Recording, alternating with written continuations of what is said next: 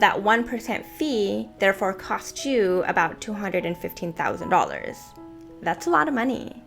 You can buy a whole ass house in Indiana with that money. So what's an expense ratio? An expense ratio is simply an annual fee a fund charges. For example, if you buy this mutual fund, this Vanguard Target 2060 fund, at the time of filming this, it has an expense ratio of 0.08%.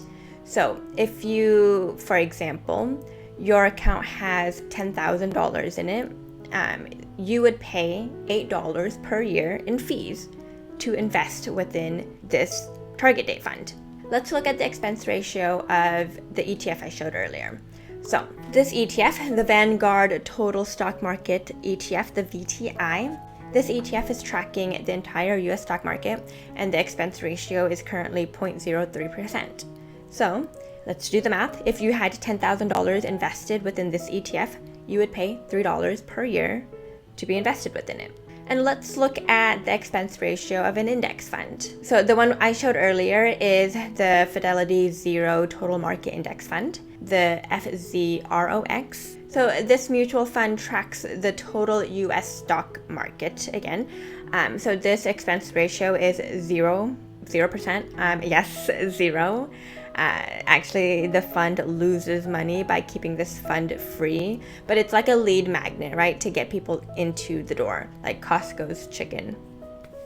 So for every $10,000 invested, you pay $0 in fees.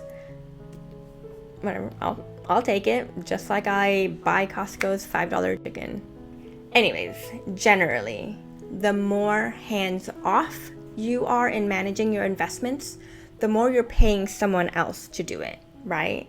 That's why you'll see mutual funds cost the most. Now let's talk about expense ratios and how it can affect cost over the long term. Because when you keep your expenses low, the cost differences don't really matter too much, right? So let's say you invested $500 a month for 35 years with an 8% average annual return before fees. So the total amount contributed over 35 years is $210,000.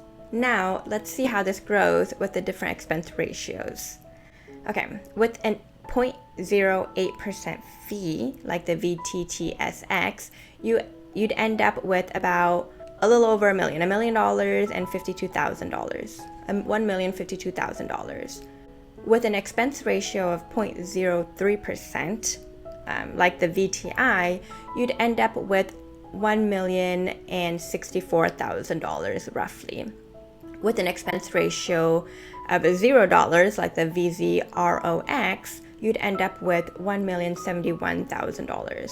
So between the target date fund and the zero fee index fund, there's a difference of a little over $19,000, which isn't terrible, honestly, actually, for about 35 years. But this is because I'm showing you funds that are low in costs, right? And remember, you only contributed $210,000 of your own money. So the rest, nearly $1 million, it's all growth and compound interest. And this is how you get wealthy by investing, and you can't save your way to wealth. You have to invest it. So what happens if you had a high fee of 1%? Let's take a look. If you had a 1% fee, you'd end up with about $855,000. So that 1% fee therefore costs you about $215,000. That's a lot of money. You can buy a whole ass house in Indiana with that money. A seemingly small difference in fees can literally cost you hundreds of thousands of dollars over your investing lifetime. That's why we avoid high fees.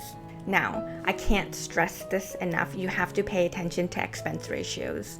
Your future self will thank you, I promise. The examples I've given you, that 0.08% for target date funds, 0.03 for ETFs and index funds, these are ideal low cost options. I wouldn't really go too much above this cost. It's okay to go a little bit above it depending on what fund you're wanting to invest in, but use these as your anchors, right? So, which is the best? It depends. It depends on your needs and how hands-on versus how hands-off you want to be, right? So if you want the simplest, most hands-off approach, and you are okay with paying a slightly higher fee, a target date fund is great. Go for it. Just get invested. If you're wanting and you're willing to be more hands-on and you want to minimize fees, investing in low-cost ETFs or index funds like VTI or FZROX plus a few other funds to be super diversified, that is going to save you more in the long run. And again, the most important thing is just to get started. Start investing in low-cost diversified funds, whether they're through a single target date fund or a combination of ETF and index funds. Just keep fees low, and that will help maximize your returns over time. This is why I'm always yapping on about expense ratios. A seemingly small difference in fees can literally cost you hundreds of thousands of dollars over your investing lifetime. So always check the expense ratio before investing in any fund. And I'll do a video of breaking this down of like how to look at funds, okay? What do you think? Are you team hands-off with target date funds, or are you ready to put in some work to save on fees? Let me know in the comments. And hey, if you found this helpful, please give this a video a thumbs up and a subscribe. I've got plenty more coming your way. Okay, thanks for watching, everyone. See you later.